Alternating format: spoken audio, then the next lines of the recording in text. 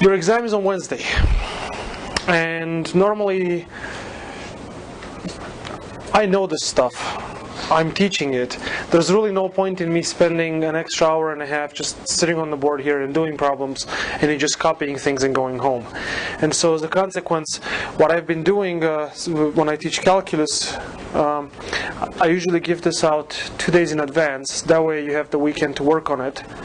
And on Monday we can go over some of the problems, or we can do some other ones. And so the idea is you kind of get the practice and you kind of realize what you're actually struggling with. Okay? Does that make sense? So on Monday we're going to have a full day of review, so we're not actually going to do any new material. We're going to cover the 2.4 today, which is the last section that's going to be in the test, and it's the product rule and the quotient rule. So if you look on the second page of your outline that I gave you, there's a whole bunch of derivatives that you're asked to find. A good portion of those can only be solved using the product rule or the quotient rule. So we're going to go through that today. I kind of went along, what I usually do is I more or less kind of went along through the textbook and kind of figured out things that you more or less need to know. There's one thing that's missing, and that's because I figured I killed you with it once. You probably saw it enough and you don't necessarily want to see it again, and that is the precise definition of a limit. So you're not going to actually have to do the epsilon delta again.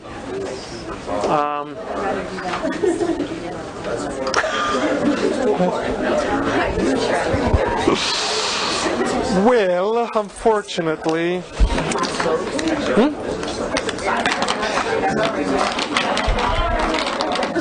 I think you're gonna. I have a feeling you're gonna lose if we have a class vote. Yes. Oh, this is not due. This is just for you to work on things. Well, actually the funny part is, or I shouldn't say funny, but if you actually pick up the textbook and look in your textbook and compare it with this outline that I gave you, the majority of the problems you're going to find to be the odd problems in the book. So it's not like I necessarily created and invented new problems. Now, the one thing I can do, and I have the answers. I have actually written the answers for all the problems. I didn't want to give them to you right now because it kind of defeats the purpose of you actually going home and working them, especially, for instance, like if you look at problem number 2, says find the domain of the function. Well, if I already give you the domain, that basically pretty much means that I am solving the problem for you. So, I figured I will give you the answers on Monday, or if you want them earlier, I can maybe post them on my website on like Sunday or something. That way you can actually see. But I would like you to actually try them first.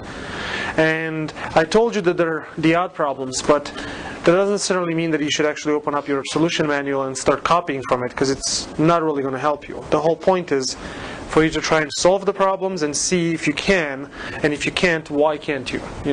Yes. Is this about how long the actual No. is going to be? It's going to be longer? No, it's going to be shorter. Oh. This is probably going to take you, I would say, anywhere between 3 and 4 hours to do. Depends on how dedicated you want to be and how rigorous you want to write things out and so forth. It took me about well over an hour to actually write the answers. So I would assume if it took me about an hour to work with every single one of them, it probably will take you about 3 or 4 hours to do it. Okay?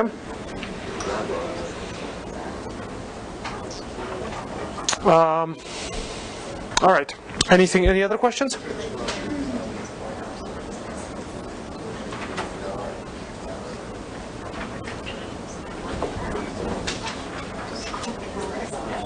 Okay. So let's see. Do you have any questions from what we did last time?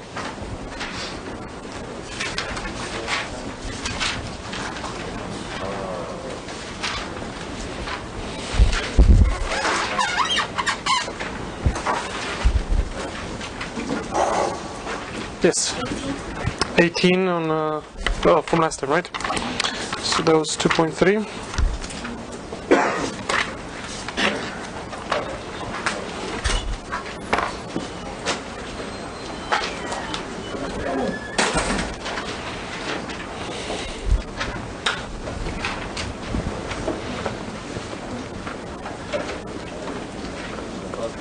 Okay, so problem 18 says g of u is equal to the square root of 2 times u plus the square root of 3u. And so we're asked to find the derivative of this function. Okay? Now, it has two parts. What would be the derivative of the first part?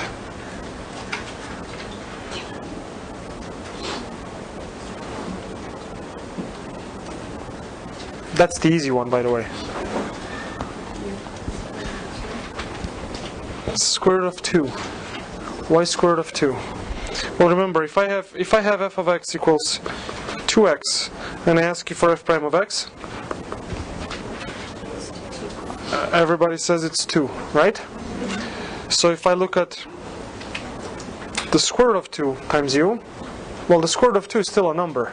It's a little uglier number, right? So the derivative is still just the square root of 2. Does that make sense? Now what do we do with the second term? Should you put it to the 1/2 power? Okay. If you got 1/2 down, it will be a negative 1/2. Does that work? Kind of. Remember, the power rule says the derivative of x to the n is equal to n x to the n minus 1. Right?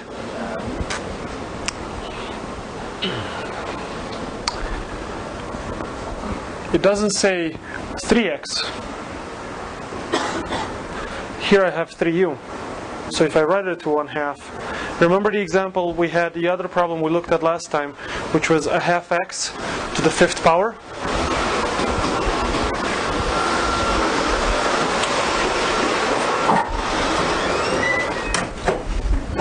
And remember how we solved that? Feed 3/2 u to negative 1/2. Not quite. So g of u is equal to the square root of 2 times u plus the square root of 3 times the square root of u. Then the first u turns into 1. So now g prime of u is the square root of 2 plus the square root of 3 times 1 over 2 times the square root of u.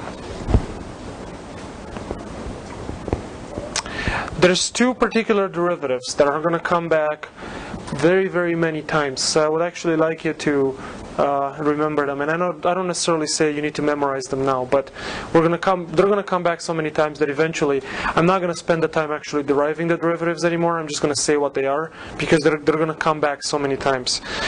One of them is the derivative of 1 over x, and it's minus 1 over x squared. And the other one is the derivative of the square root of x, and that's just 1 over 2 times the square root of x. And so in order to solve this particular derivative, you can write it as u to 1/2, take the derivative, so it'll be 1/2 u to minus 1/2. Remember, I told you that I would like you to not use negative exponents, so you would actually have to write it in this fashion anyway. And I'm just saying basically, that's how it is. Does that make sense? Okay. What else?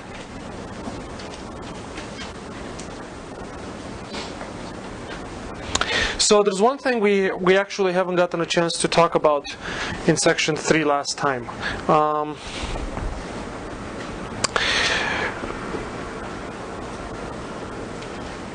And it's the following. S of t is equal to the position function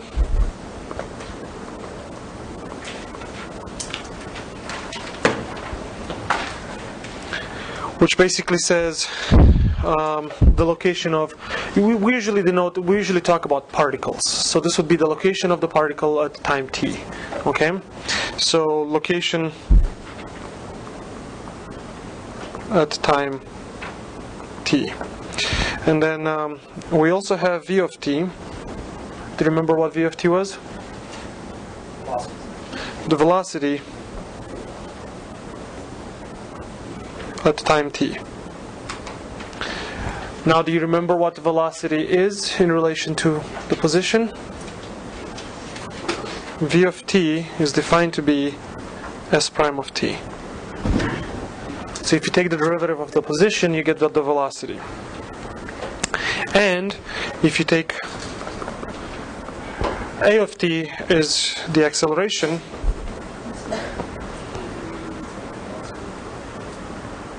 at time t, and so a of t is the derivative of the velocity, or it's the second derivative of the position function. Okay? We kind of talked about this, but we never necessarily wrote them in a very rigorous way. So how about we answer problem 43 on page 105. You will notice, if you look in the outline, you will notice problem number 11 will be related to motions of particles.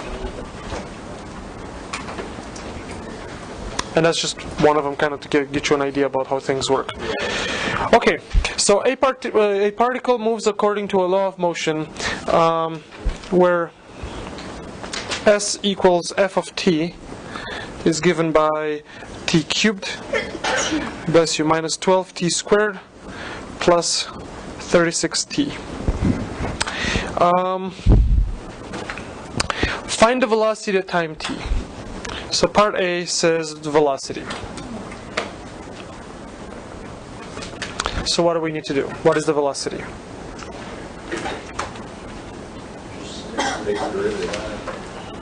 So v of t is just f prime of t. And so it's going to be 3t squared minus 24t plus 36. Right? Alright. Part B. What is the velocity after 3 seconds? V of 3 is going to equal 27 minus, what is that, 72 plus 36. So it'll be 50, 63, so negative 9 meters per second. Oh, I guess it's not meters, it's feet per second. They say in the thing that t is measured in seconds and s is measured in feet. So what is this telling us? The particle is moving backwards. Does this make sense? Velocities can be negative. The idea is, and this is the difference between velocity and speed. So, if you've taken any physics courses, then you'll know that the speed is nothing else but the absolute value of the velocity. The speed is the magnitude of the velocity. Velocity, however, has a direction. So, it's positive means you're actually moving in a positive direction. It's negative means you're moving in the negative direction. Does that make sense? Okay. Part C. When is the particle at rest?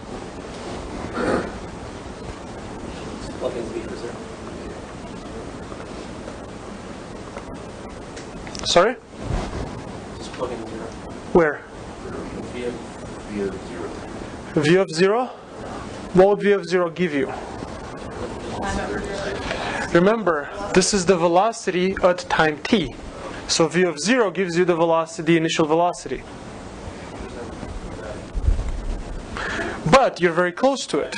What we're actually trying to find? Where the velocity is 0. So we need to find t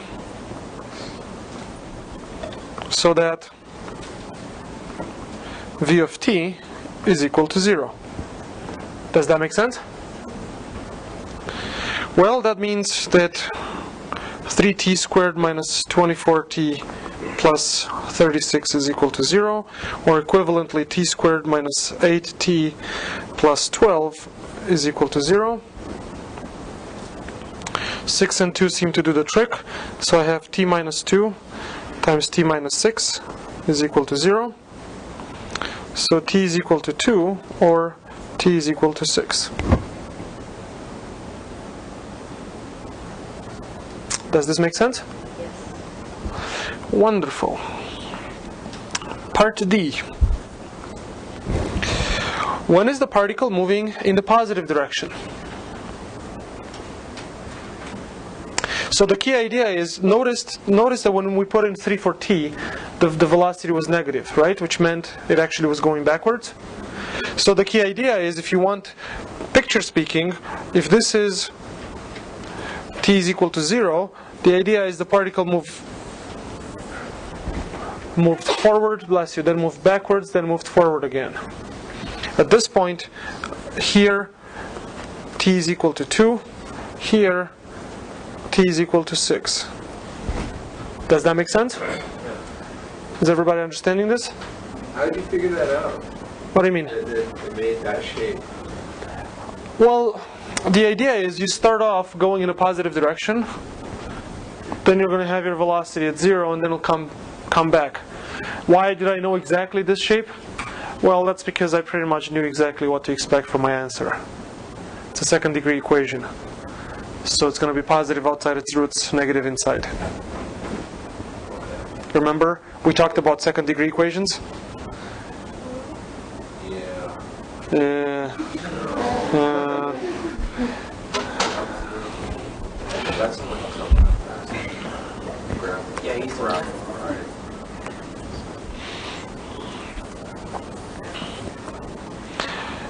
If your function is a quadratic, it looks like a U.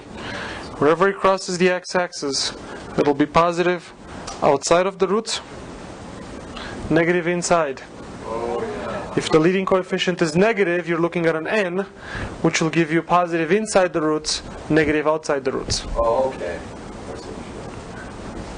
Okay, so now let's answer the question, because we haven't answered the question.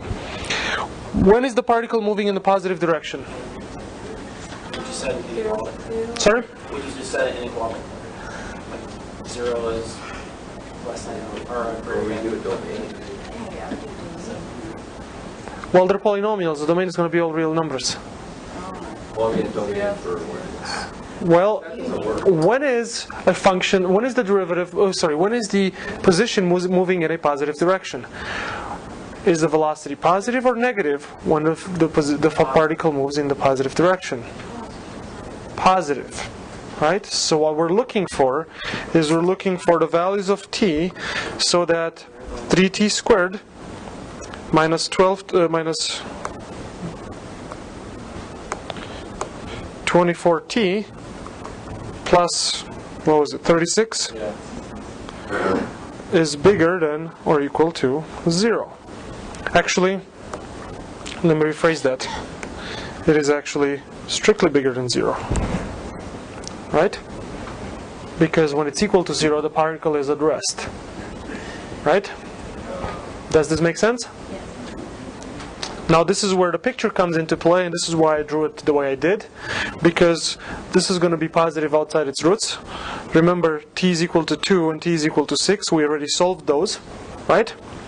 And so it's going to move in a positive direction.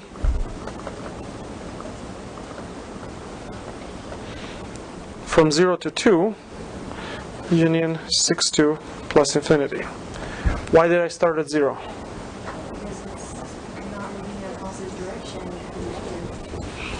Yeah, it can have a bracket though. It can't equal 0. Normally it would be minus infinity to 2, 6 to plus infinity. How could it be going? Because it's the initial velocity. Not quite. Remember what we're actually dealing with. We're dealing with a particle in time. How can you have negative times?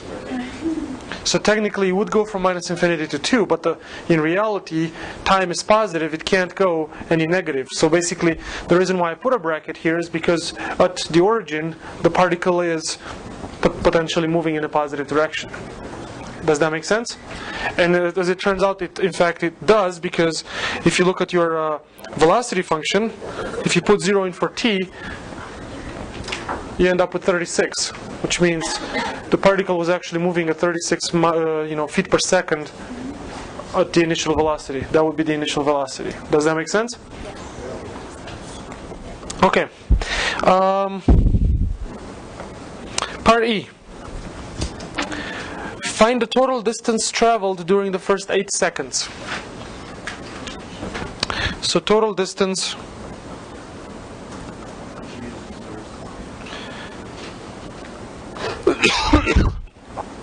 during the interval from 0 to 8.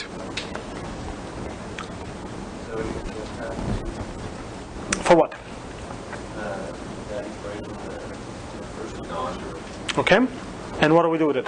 Plug in 0 and then you plug in 8 and subtract. So you're saying it's f of 8 minus f of 0, right? Yeah. Everybody agrees with him? Yes. No, because you really Say it louder. the particle like doubles back, and so it's the total distance traveled, not the displacement. Look at the travel. The particle moved up to 2, but then it came back and then it moved again. So technically, if this would be t equals 8, and I'm not necessarily saying it's exactly that, what you're actually measuring is this distance. By taking f of 8 minus f of 0, you're only measuring this particular distance. Let me give you a real-time example. That way maybe it makes a little more sense. Let's say at noon, you get in your car and you start driving to Denver. You hit, I don't know, you hit, no, you get up to, let's say, Castle Rock, and you realize you forgot your cell phone home. Well, you can't leave without your cell phone, or whatever, iPhone, or whatever you want. So you're coming back to Colorado Springs, pick it up, and then go back. And then let's say you arrive in Denver at, I don't know, 4 p.m. So if I ask you what's the total distance you traveled, it won't be 80 miles, which is the distance between Colorado Springs and Denver, because you actually went to Castle Rock, came back, and went back again. Yet if you only look at where you're actually positioned at that point and subtract where you started from, technically you're only looking at 80 miles. Does that make sense? So how would we actually be able to do that?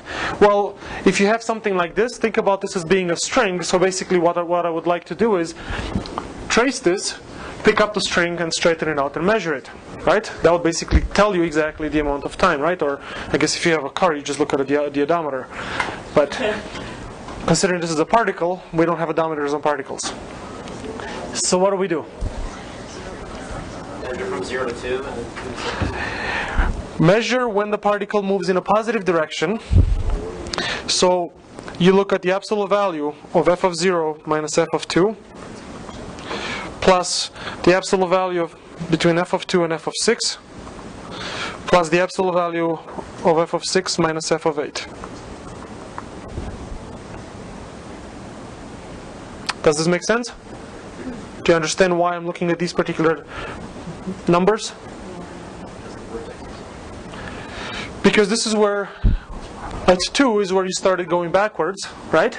And at 6 is where you got started going forward again. So we're measuring distances from the, basically we're looking at when the particle was actually moving and not stopping, right? This is, at 2 and at 6 is where the particle is at rest. So we're basically looking at anything in between. Okay? Does this make sense?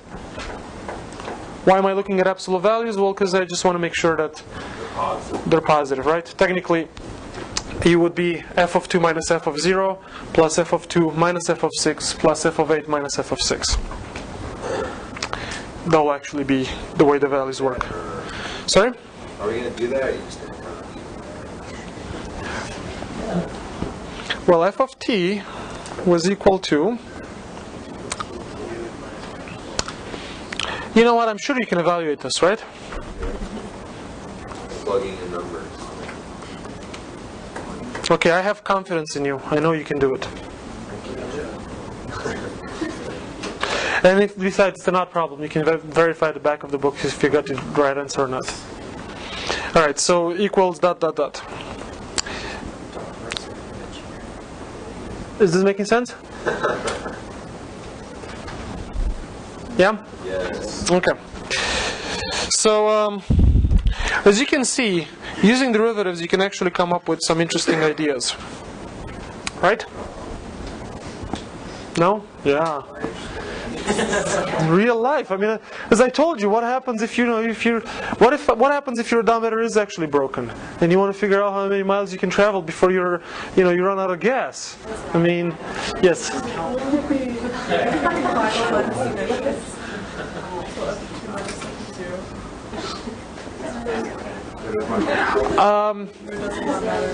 Well, that's what I was saying. That's why I put absolute values.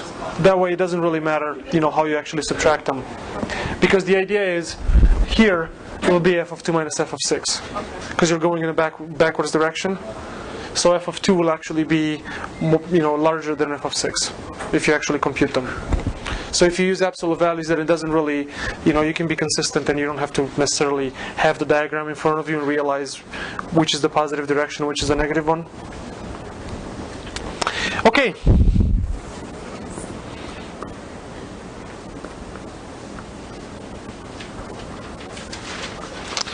Let's talk about the product rule. I know, very exciting times. The idea is, last time we talked about derivatives of functions. So the only thing that we talked about was actually the power rule, right? If you have some sort of a polynomial, then how do you take the derivative? So today we're going to actually ponder about what happens if I have a product of two functions. How do I take the derivative? And as it turns out, it is not what you would actually assume.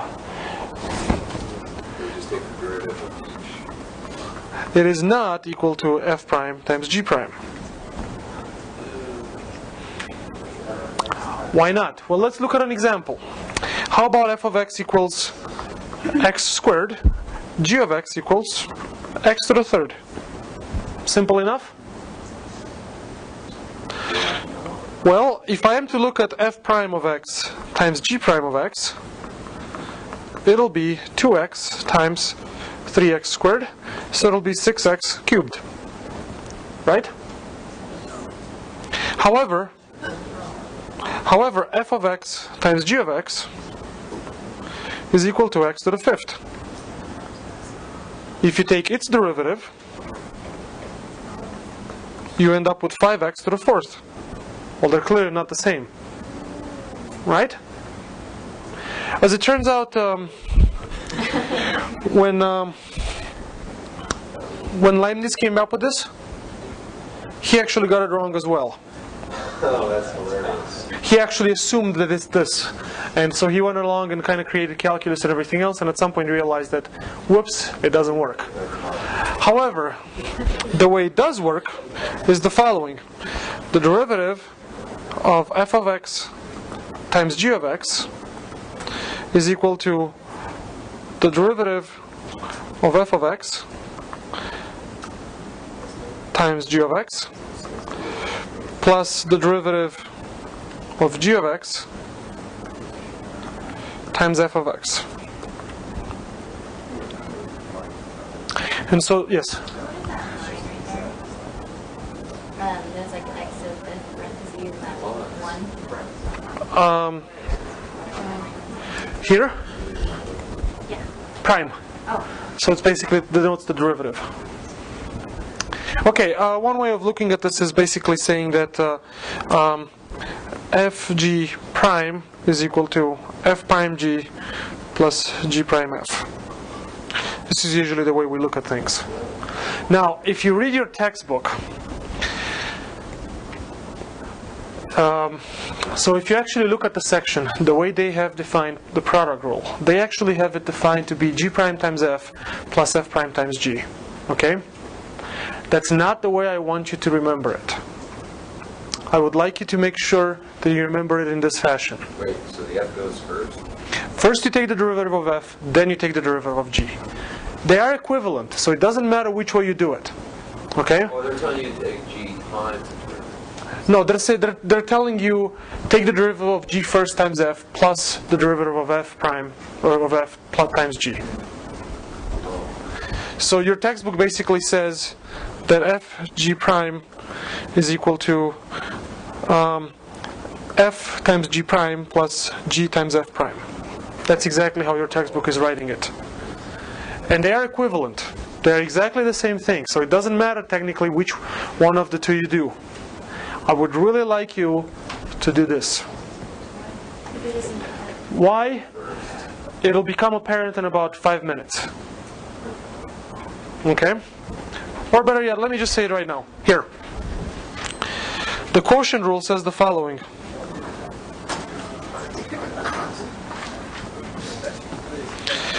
What is the derivative of f divided by g? You know? What is it? Low d high minus high d low. All over those square. Thank you for finishing it. This is f and g. There's no lows and highs. F prime g minus g prime f divided by g squared. Now this is why I want you to memorize it, or to remember the product rule in that fashion. Because if you look at the quotient rule, the only difference is this is a minus versus the previous one is a plus. And I can't tell you how many times I'm grading exams in which students actually do g prime f minus f prime g when they do the quotient rule. Because they're used to seeing this for the product rule, and so they just put a minus in between them for the quotient rule, which is not correct. Yes? Is that g squared? G squared, yes. So whatever g is, g squared. Yes. We're going to look at, obviously we're going to look at a bunch of problems. Okay? I just figured I'll give you both of them, and I'll spare you of the proof, or you want to see the proof? I think we're good. I just like knowing that that's what I got to do. I would like to practice. Okay. So let's look at some problems. Yay.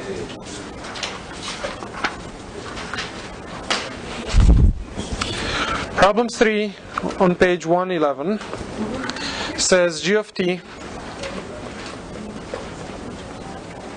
is equal to t cubed cosine of t. Oh, come on. Oh, you'd better get used to trigonometric functions. No, not tough yet. We haven't even gotten to inverse trigonometric functions, hyperbolic trigonometric functions, Okay, so should I just, inverse hyperbolic trigonometric functions. should I just go ahead and memorize the unit circle? Will I be good? Just with all of I said that about 4 weeks ago. Please, I'm scared, okay? I said it about 4 weeks ago that you better know the trigonometric circle. Have you forgotten that particular? Yes. They're video recorded. I can pull it back up and show you that I said it. I believe you. What is g prime of x? Of t?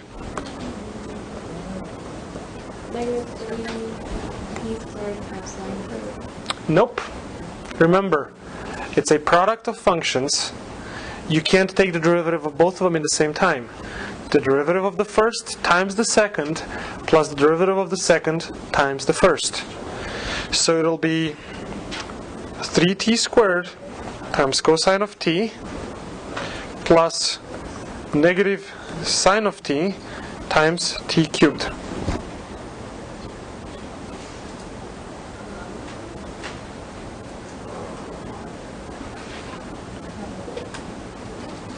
No? Again, the derivative of the first times the second plus the derivative of the second times the first. Yes? Okay, I got it. Makes sense. Alright. Number 5. Is that the answer? You don't want to simplify it more in that? Yeah. Well, you can write it as 3t squared cosine of t minus t cubed sine of t. But do you care at all?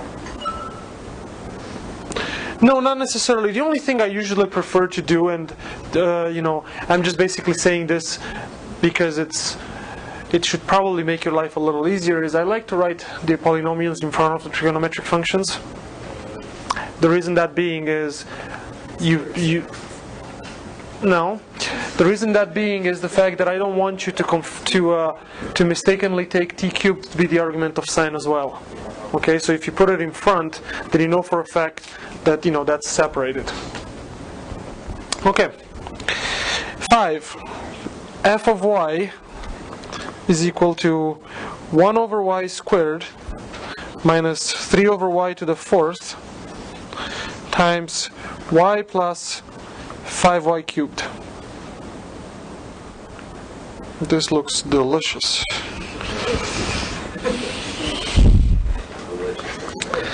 What is capital F prime of y?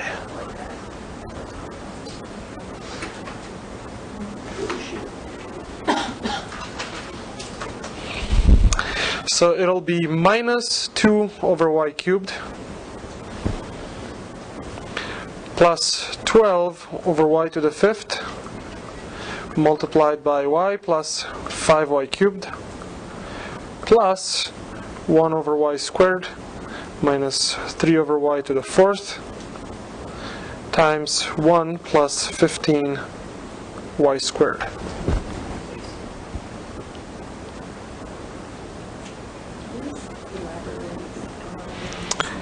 I don't want to elaborate. Remember the quotient rule, right? The derivative, so f over g prime is equal to f prime times g minus g prime times f over g squared, right? Now, the one thing that your textbook, and I never understand why they don't do this, but the one thing that I always like to give students, because I think it makes life a lot easier, is what is the derivative of 1 over g? And the answer is, it's going to be minus g prime divided by g squared.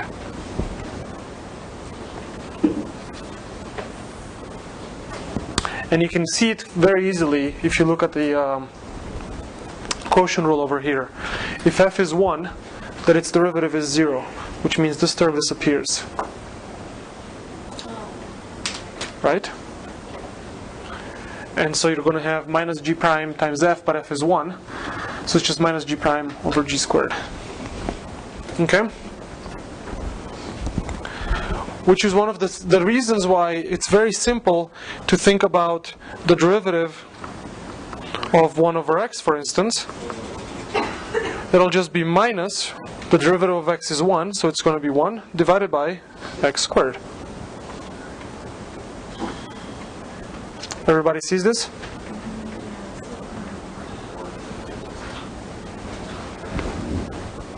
Yes? Sorry? It's minus g prime. So you take the derivative of the denominator, which should be 1. And so if I look at the derivative of 1 over x squared, that will be minus 2x over x to the 4th, which is minus 2 over x cubed. Does that make sense? Yes? Yes. So in your 1 over g Uh-huh. is it negative g prime? Yes.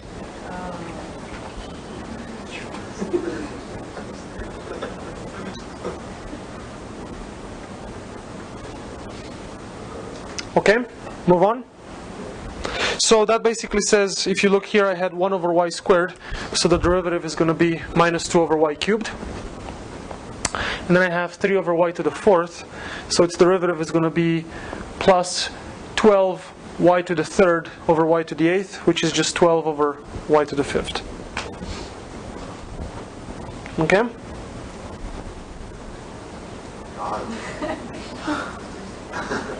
Slower. Yeah, that's why.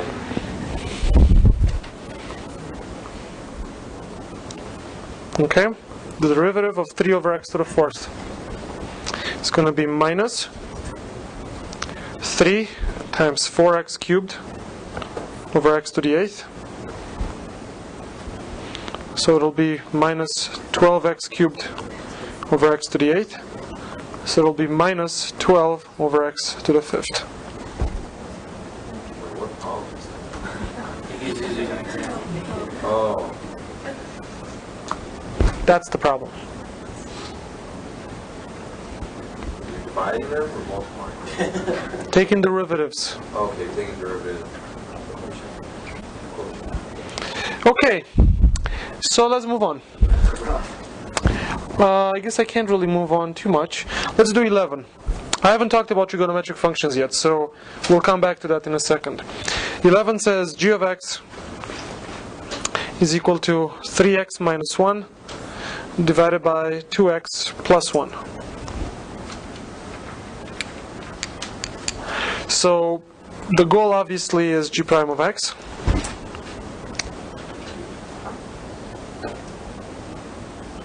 So what do we have? The derivative of the top, which is 3, times the bottom, which is 2x plus 1, minus the derivative of the bottom, which is 2, times the top, which is 3x minus 1, all divided by 2x plus 1, quantity squared. Yes?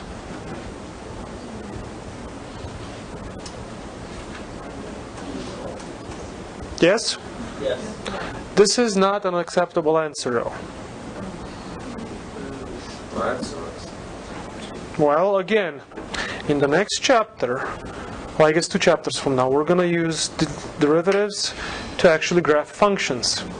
One of the things we're going to be looking at is where the tangents are 0. The slopes of the tangents are 0, which means where the derivatives is 0. Can you tell me where g prime of x is equal to 0? Set it equal to 0. But that means you have to actually work out the numerator. Moreover, another thing we're going to be doing is actually look at the second derivative. Can you tell me what the second derivative is? Do you really want to be taking the derivative of the top in that ugly form? And so the idea is you should always actually work out the algebra and get it to a simpler form. Okay? So that means that g prime of x is equal to, and the funny part is, in general, things are going to be very much simpler, because you have 6x plus 3 minus 6x minus 2, plus 2 divided by 2x plus 1 quantity squared, and this just becomes 5 over 2x plus 1 squared.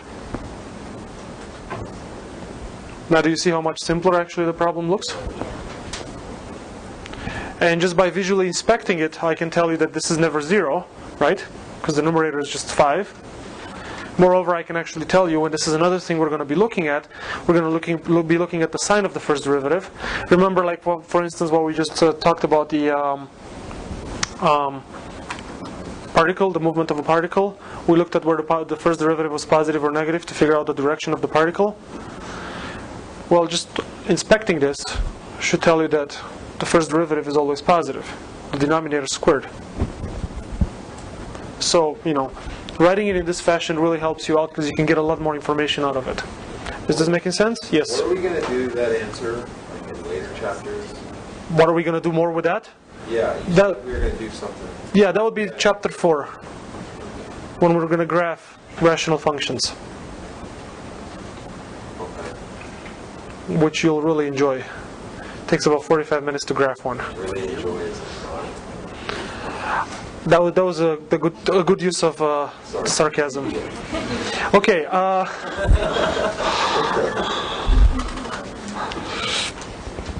13.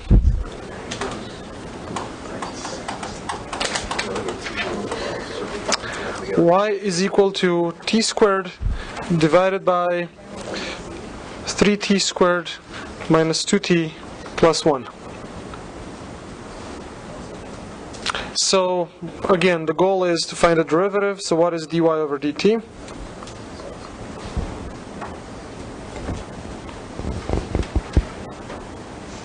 So we have the derivative of the top, which is 2t, multiplied by 3t squared minus 2t plus 1, minus the derivative of the bottom, 6t minus 2, multiplied by t squared, all divided by 3t squared minus 2t plus 1. Quantity squared, yes, thank you.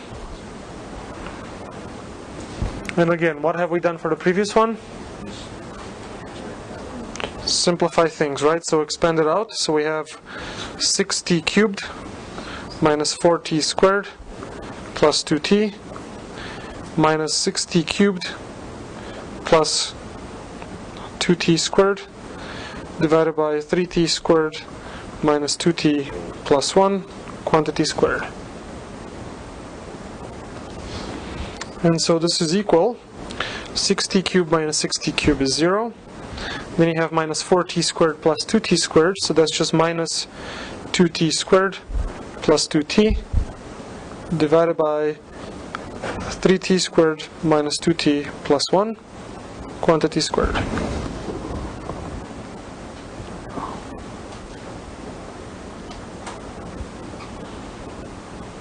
Does that make sense?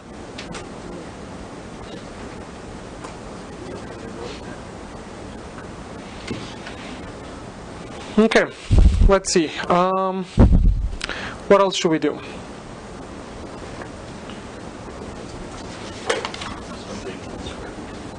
Something with square roots? 15 or 17? So you don't have to do anything with the denominator. Just leave it like that. Squared. Okay. Like in the formula, just sure. Well, you take the derivative of the denominator in the numerator. Yeah, I know, but like I see it like that, and I'm like, oh, I'm gonna have to FOIL it. That's just like my initial thing, so I have to like tell myself. We will do that. We will do that, but later on. But we're going to do that originally for the function, because one of the things you're going to do, again, the idea is, here's this function, t squared over 3t squared minus 2t plus 1. Graph it. So the first and foremost question would be, what is the domain of the function? So how do you come up with the domain? You try to factor this out. So you will be doing that, it's just not necessarily going to show up at the derivative level, but you'll still do it. Okay. So you haven't answered my question. 15 or 17? 15. 14 was not a choice. Y equals v cubed minus 2v squared of v divided by v. So we're supposed to take the derivative.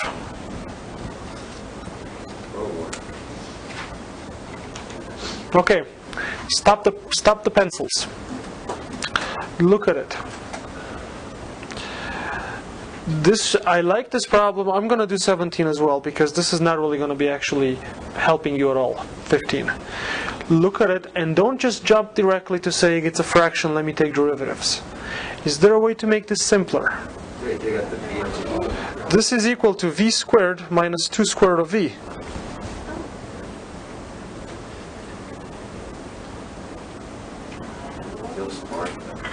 Does this make sense? And so the idea is, you saw a fraction, you immediately wanted to do the quotient rule.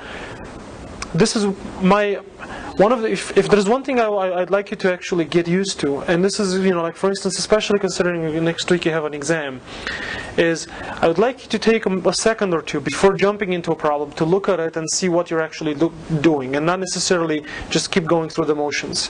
Trust me, if you spend 2-3 seconds just looking at the problem before jumping into it, chances are you're probably going to spend less time doing the problem than you would actually do. Because, like for instance, this instance, I write it in this fashion.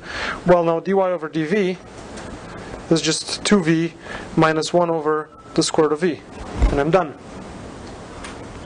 Whoa, I thought we were going to do the product. What product? There is no product of functions. Right? It's just an addition of two functions. The derivative of the first minus the derivative of the second. This is what we did last time. Is this making sense? Where'd the -2? Remember the derivative of square root of v. Yeah. 1 over 2 times the square root of v. It's 1 over 2 times the square root of v. The 2 and the half cancels out. Does that make sense? Okay. As I said, I'm not going to spend the time taking derivative of the square root of v anymore because it shows up so many times. I'm just going to write out the answer, and if I'm not saying you need to do that as well. You can keep going through the motions, but I can tell you, once you do like 10, 15, 20 of these, you'll get so used to actually seeing it, they'll just probably write it out. Similarly with 1 over x, again, because it's just going to keep showing up. Okay, so 17? Yes. Wait a minute. Did I have 17 over here? Because I don't want to help you out.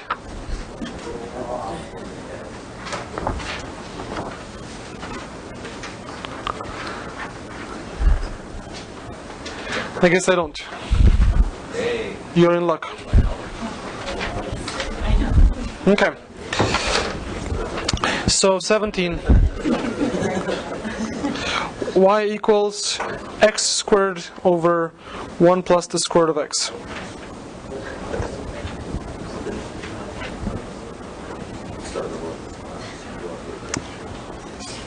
Let me just say one thing. I don't know if anybody actually had thought of that. I just want to kill it right off the bat. This is not equal to x squared over 1 plus x squared over the square root of x. I don't know if anybody actually thought about that. Because I've seen it in exams. Like 2x squared. I've seen it in exams. So, after you just said, why would you think that? I'm not going to be a hypocrite. Okay, what is dy over dx?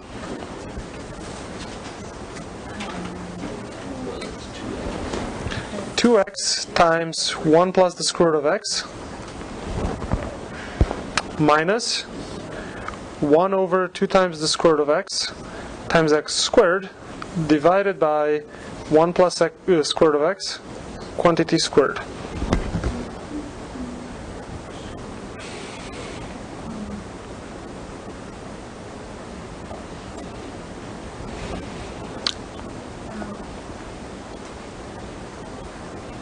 So now, can we make this simpler? How? If I say that this is equal to 2x plus 2x squared of x minus 1/2 x squared of x divided by 1 plus the square root of x quantity squared. Have I lost you? Nope. I'm not missing anything. I have x squared over the square root of x. I can write this as x times x over the square root of x, which I can write as x times the square root of x squared over the square root of x, which is just x times the square root of x. This is the long way. Or I can think about this as x squared over x to 1/2, which is x to 2 minus 1/2, which is x to 3/2, which is x squared of x.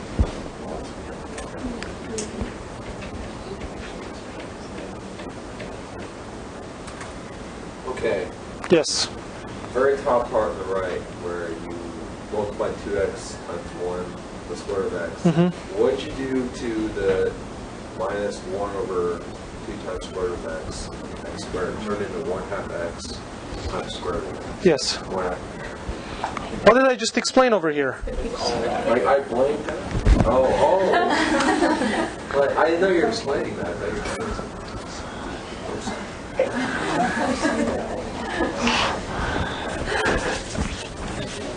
Is this making sense? Yeah. What is the idea? Yes. So the derivative of the square root of x is -1 over the square root of x. It's positive 1 over 2 times square root of x. Remember the minus is from the quotient rule. Okay, so it's 1 over the square root of x. It's 1 over 2 times the square root of x. Okay, that's why. In the previous one we didn't have a 2 because we started off with a 2.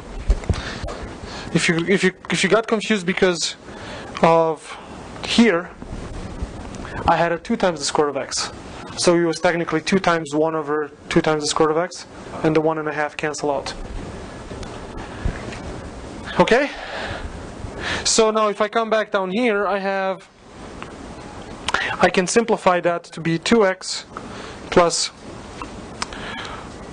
3/2 x squared of x over 1 plus the square root of x squared. Right, because I have 2 minus a half gives me 3/2. Okay? I don't remember if I actually said this or not. If I haven't, I'm going to say it right now.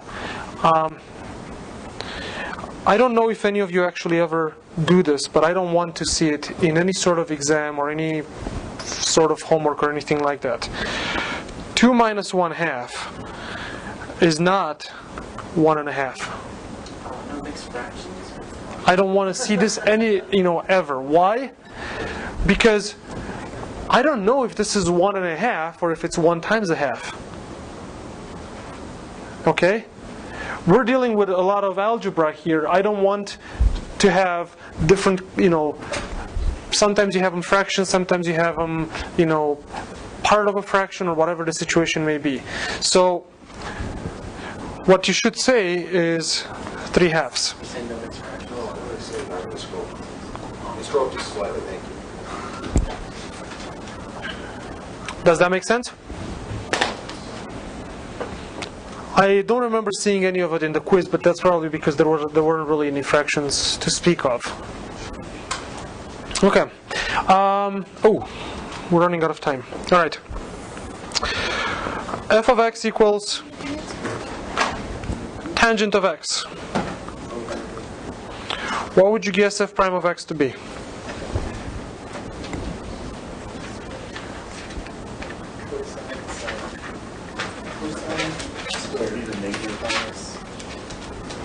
So, if you took calculus before, you probably saw this as secant squared. But why is it secant squared? Because the book says so? We know the derivative of sine, we know the derivative of cosine. All I have to do is just write it in terms of sines and cosines and take the derivative. This is just sine of x over cosine of x. Well, it looks like a ratio, so the quotient rule might seem in order. The derivative of the top minus the bottom, times the bottom, so that's just minus. Okay, how fast do you want me to do this?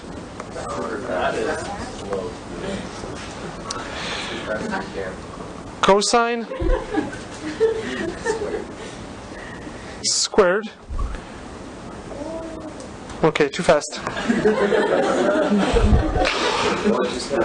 Cosine of x times cosine of x minus sine of x times sine of x divided by cosine squared of x.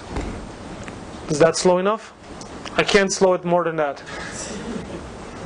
The derivative of sine is cosine times cosine on the bottom.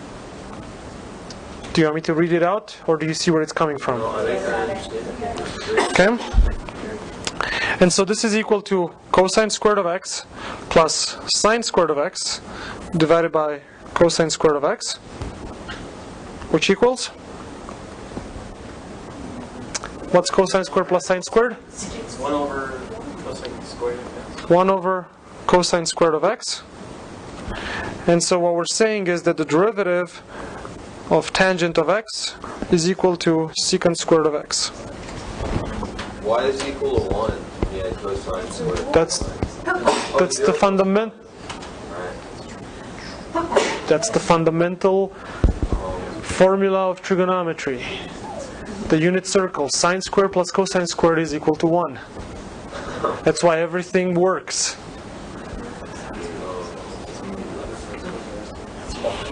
Meaning of life, not quite, but yeah. Okay. The derivative of cotangent of x. That's a square, right? 1 over cosine squared. 1 over cosine squared, yes. Which is secant squared. The derivative of cotangent is going to be minus. Okay, you know what? New page. Trigonometric derivatives. Just for me, The derivative of sine of x is equal to cosine of x. The derivative of cosine of x is equal to negative sine of x. The derivative of tangent of x is equal to, we just showed it, secant squared. The derivative of cotangent of x is equal to minus cosecant squared of x. The derivative of secant of x is equal to secant x tangent x. And the derivative of cosecant of x is equal to minus cosecant x cotangent x.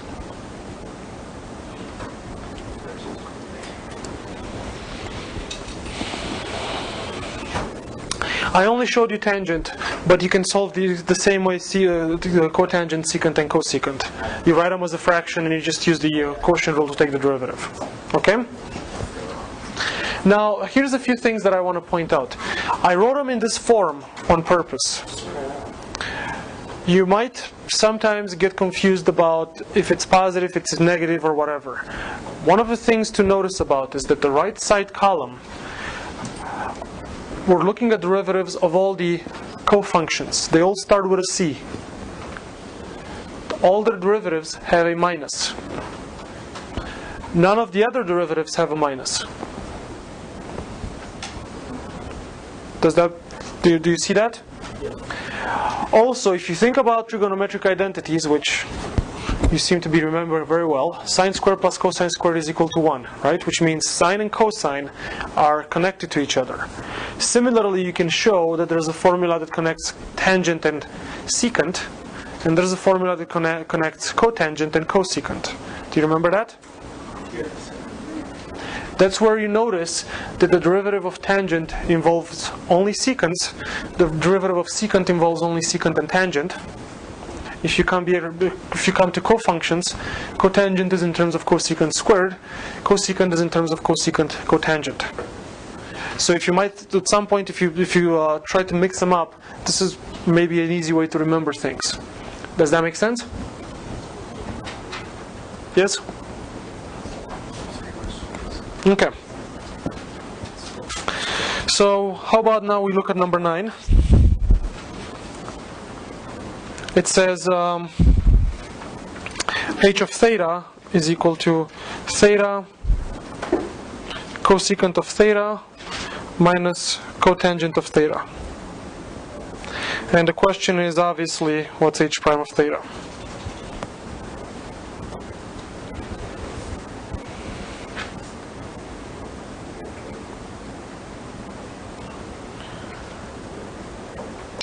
As I said, the question is not the statement. Hence, you answer.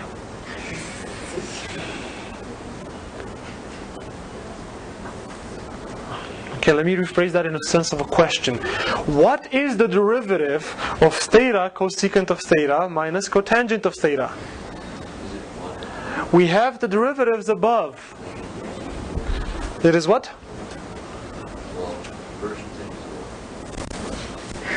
First thing is 1, okay? Yes? Now the negative cosecant theta times cotangent theta plus cosecant squared of theta? Not quite. You made the same mistake you did in the previous statement. Theta is a function of theta. Cosecant of theta is a function of theta. This is a product of two functions, which means we need to apply the product rule. The second derivative you got correctly because it's just cotangent. So it's going to be 1 times cosecant of theta plus theta times minus cosecant theta cotangent theta minus negative cosecant squared theta. I wrote all the steps so you can actually see where the derivatives come into play. Is this making sense? Yes? Yeah. And so h prime is just going to be cosecant of theta minus theta cosecant theta cotangent theta plus cosecant squared theta.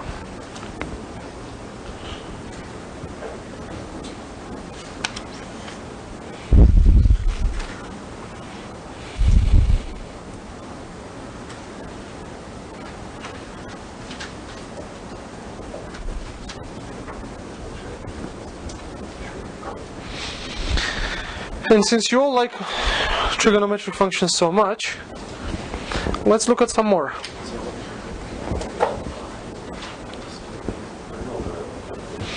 (29) on page 111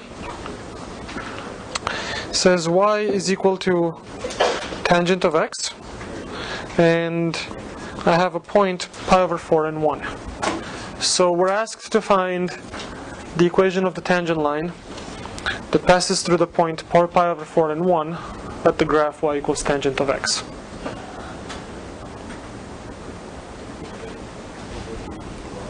So what do we have to do first? Take the derivative of tangent. So what is dy over dx of tangent of x? Secant squared of x. What do we have to do next? Plug in pi over 4. So I have dy over dx when x is equal to pi over 4 gives me secant squared of pi over 4. And what is secant squared of pi over 4? 2 square root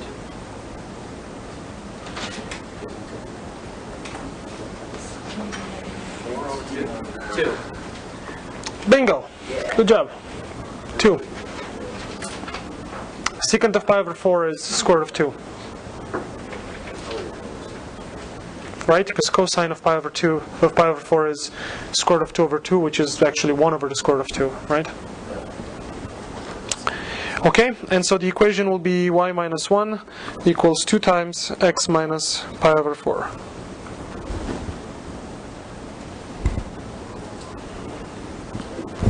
Okay, let me see. I don't remember exactly what your homework is. Let me see if I covered more or less everything I was gonna do. Oh, I need to give you more homework. 4 through 30, 34. Oh yeah, that's a good one. 40, 42 and 44. Okay.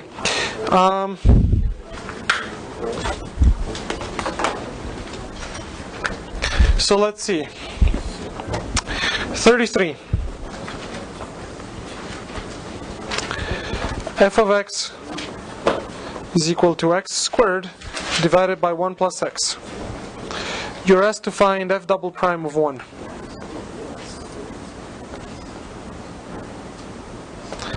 So, you should be happy, no trigonometric. However, 34, which is your homework, is a trigonometric.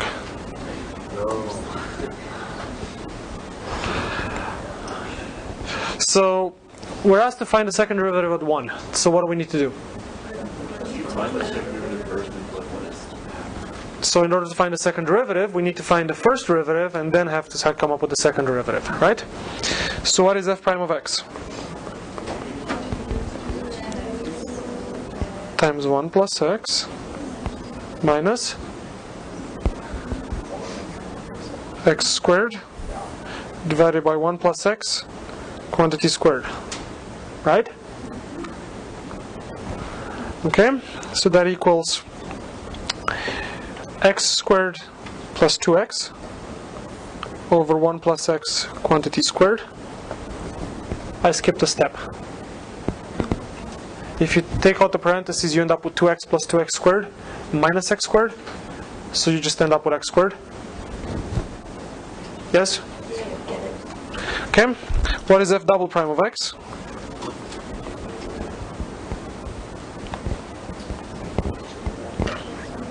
Two x plus 2 times 1 plus x quantity squared minus, it's kind of funny, They ask you for the second derivative, yet we haven't talked about the chain rule. Anyway, 2 times 1 plus x times x squared plus 2x. All divided by 1 plus x quantity squared. Okay. Yes? All right, in the very beginning, did you multiply it by 1 over x? Over 1 over x. To the fourth, yes, thank you. I'm sorry, say that again? Well, at the very beginning, what did you do? It looks like you multiplied the top and the bottom by 1 plus x. No, I took the derivative. The derivative of the top times the bottom. Derivative of x squared is 2x times the bottom is 1 plus x minus the derivative of the bottom, which is 1, times the top, which is x squared, divided by the bottom squared. Yes?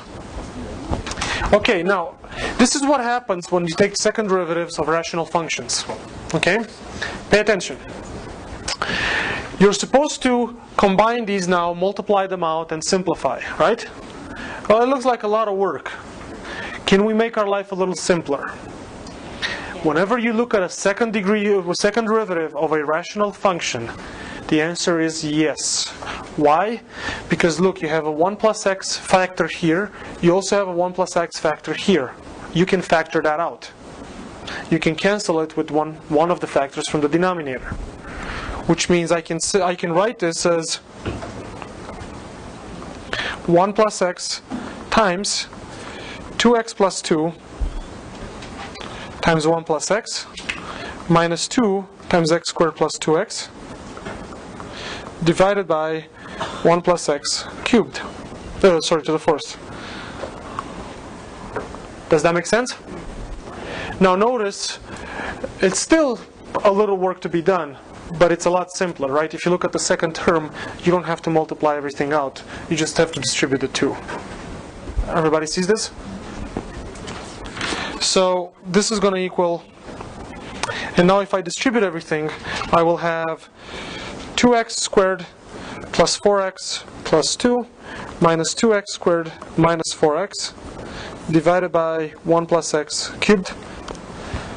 And so this is equal to 2 over 1 plus x cubed. And so f double prime of 1, it'll just be 1/4.